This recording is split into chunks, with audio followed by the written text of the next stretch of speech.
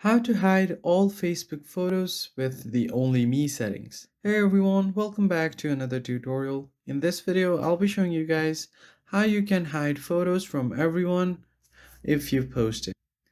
But before getting started, make sure to like the video down below and subscribe to the channel.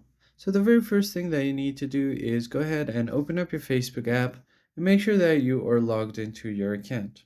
And from there, what you need to do is head over to your profile first and make sure that the posts are not set to public.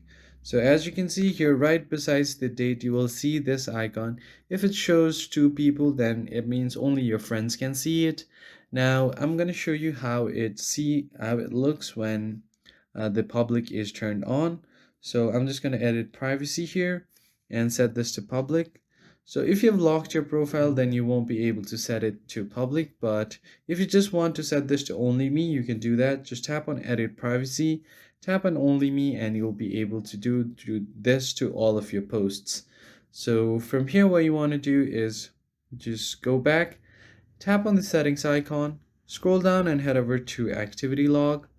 Now what you want to do is here make sure to see your public posts so you can filter out what kind of posts that you want to see. So on audience, I'm just going to set to friends. And once you tap on the public post, it will show you all of the public posts on your profile. Now you can go to them and hide them one by one.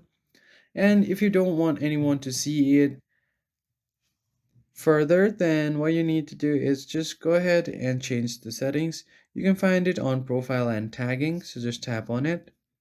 Then here you will find viewing and sharing, so who can post on your profile and who can see what others post on your profile.